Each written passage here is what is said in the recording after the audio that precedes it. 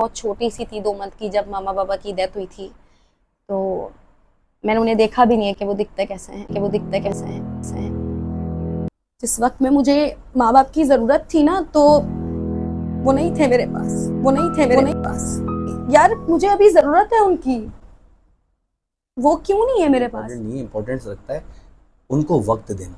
उनको वक्त दें माँ बाप को, माँ बाप का ख्याल रखें, क्योंकि वो हैं तो ज़िंदगी है। जब तक माँ जिंदा है और ये हाथ उठा रही है तो आपको दुआ डायरेक्ट लग रही है, अल्लाह ताला के पास डायरेक्ट जाती है।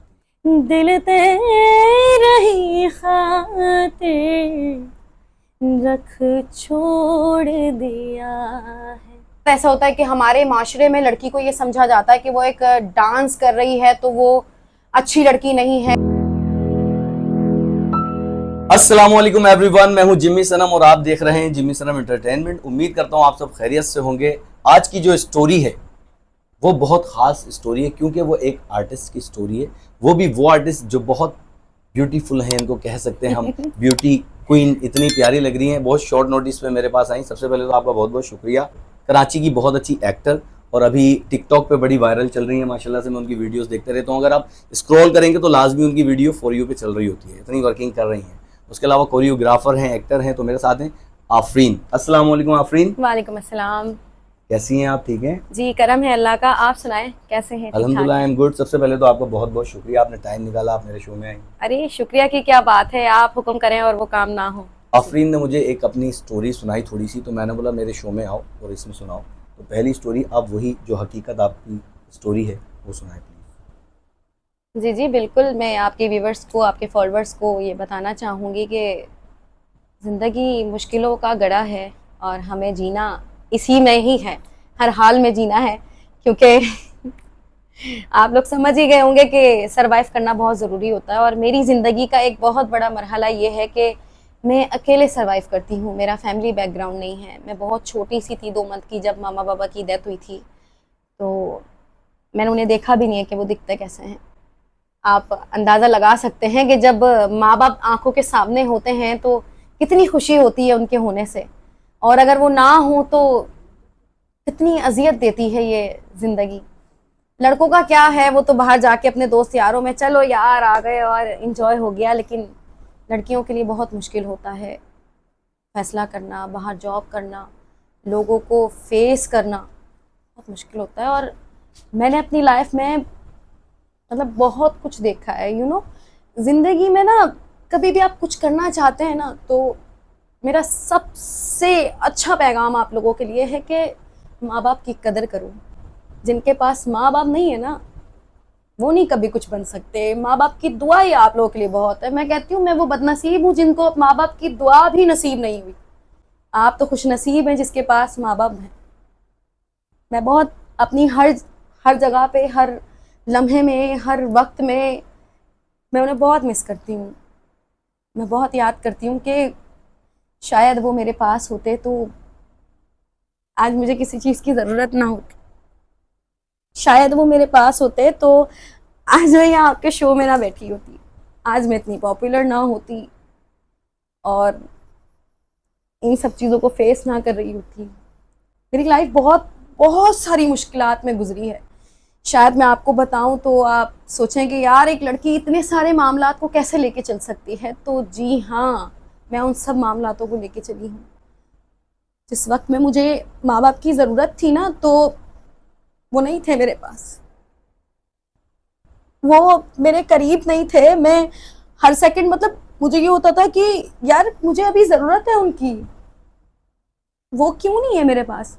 मतलब सॉरी। आप कितने साल की थी जब ये हादसा हुआ?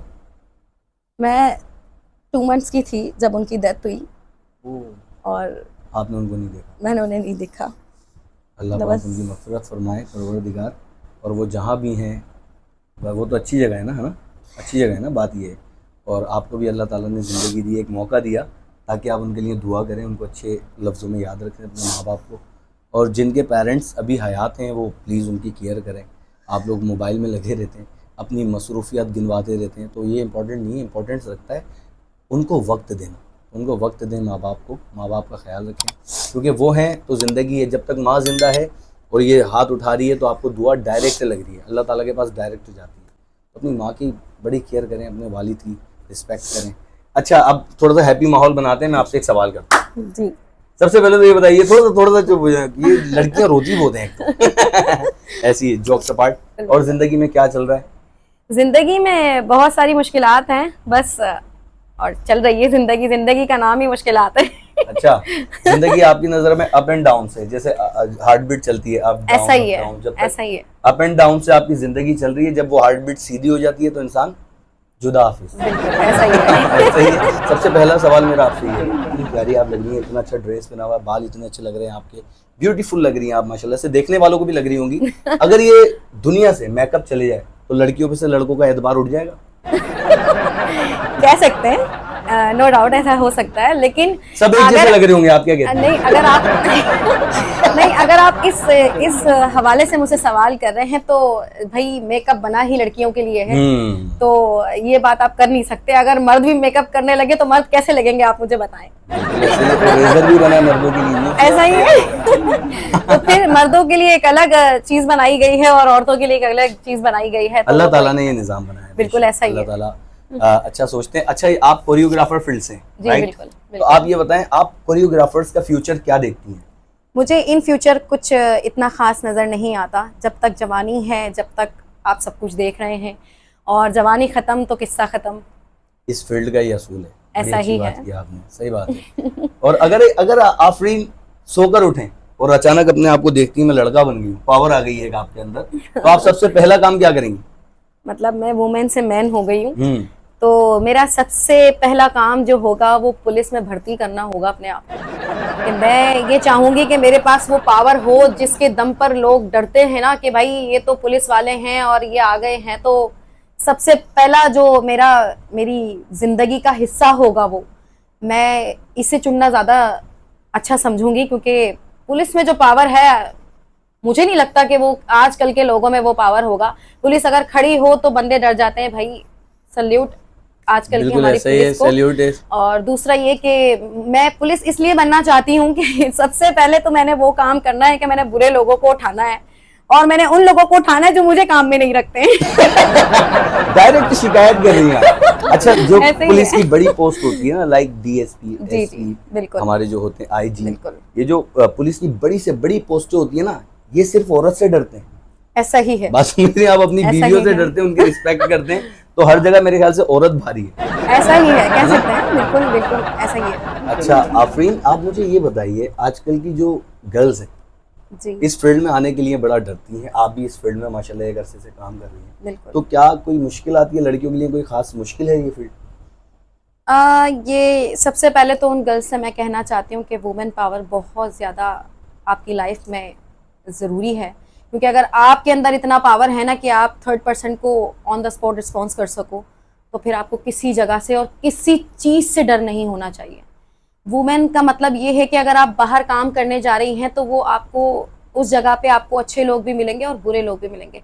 डिपेंड करता है आपके नेचर पे कि आप किस तरह के, अगर जिस तरह आप होंगे उस तरह ही आपको लड़के और लड़कियां मिलेंगी।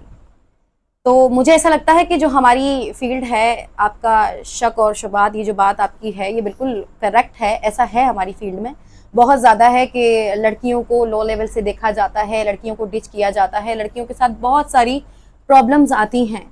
लेकिन अगर तो कोई लड़की हिम्मत वाली है और उसने फेस करना है कि भाई नहीं, मैंने तो पीछे बहुत सारे मामला देखे हैं और मैंने अब कुछ बनना क्या क्या मतलब क्या मामला देखे, क्या आपकी जिंदगी में मुश्किल पेश आई वो बताइए। आपके पेरेंट्स आपको सपोर्ट नहीं कर रहे किसी चीज़ में। मिसाल है कि मैं एक परफॉर्मर हूँ और आई एम ए परफॉर्मर और कोरियोग्राफर, तो ज़्यादातर ऐसा होता है कि हमारे माशरे में लड़की को ये समझा जाता है कि वो एक डांस कर रही है तो वो अच्छी लड़की नहीं है, डांस कर लिया तो वो बुरी लड़की हो गई है या वो कोई 2 नंबर लड़की हो गई है, सॉरी टू से। लेकिन हर जगह जैसे कहते हैं ना 5 फिंगर इज नॉट इक्वल, ऐसे ही हर कोई एक जैसा नहीं होता। तो इसीलिए मेरा ये कहना है कि लड़कियां अगर यही सोच के अपने घरों में रहेंगी और कमाने नहीं निकलेंगी तो फील्ड चाहे कोई भी हो, इंसान के अंदर अपना एक पावर होना चाहिए कि वो हर चीज़ को फेस कर सके। और मैं बहुत सारी चीज़ों को फेस करके आई हूँ, अपने फ्रेंड्स को, अपने दोस्तों को, बहुत सारी चीज़ों को फेस किया कि यार तुम तो डांस में चली गई हो, इसका कोई फ्यूचर नहीं है। आई नो इसका कोई फ्यूचर नहीं है, लेकिन इन फ्यूचर जब तक मैं हूँ, मैं अपने आप को बना सकती हूँ। वो लड़कियां इस फील्ड में आना चाहिए जिनके लिए कहा जाता है कि हमारी छोरियां भी चोरों से कम ना है। ऐसा ही है। वो होना चाहिए। चलें ठीक है, आपकी आवाज बहुत अच्छी है, जितनी अच्छी आप खुद हैं उतनी अच्छी आपकी आवाज है। तो आप लोग गाना सुनना चाहेंगे? देखिए कितने कमेंट आ गए ना। चलिए एक अच्छी सा गाना, अपनी अच्छी सी आवाज में। चलें सुनाते हैं आपको। Please please please. चलें भाई। ये कसूर मेरा है कि यकीन किया है, दिल तेरे ही खातिर रख छोड़ दिया है। तू ही सबसे करीब है मेरे, वाह वाह। तू ही मेरा नसीब है, अब ये महसूस किया है। वाह वाह वाह वाह। एक तू ही है दौलत में। मुझे कह रही हैं ऐसा नहीं, आप गाएगा। ये गाना है टूटे दिलों वालों के लिए। हाँ वही मैंने देखा, आपकी आवाज में इतना दर्द क्यों है? इस बस दर्द के पीछे क्या वजह है? इस दर्द के पीछे कुछ कभी आपकी उंगली आ गई हो गेट में, क्या वजह है? ये कह सकते हैं कि उंगली आ गई है, बिकॉज इस गाने के चक्कर में मेरी उंगली भी जली है। हाँ जली है, वो कैसे जली? बस रियाजत करते हुए गाने की। आग पे रियाजत? नहीं, मैं रियाजत करती थी कभी किचन में चाय बनाते हुए, कभी रोटियां बनाते हुए। तो ये तो भाई लड़कियों के काम का हिस्सा है ना। टाइम हमारा बहुत अच्छा गुजरा जी। हो गया।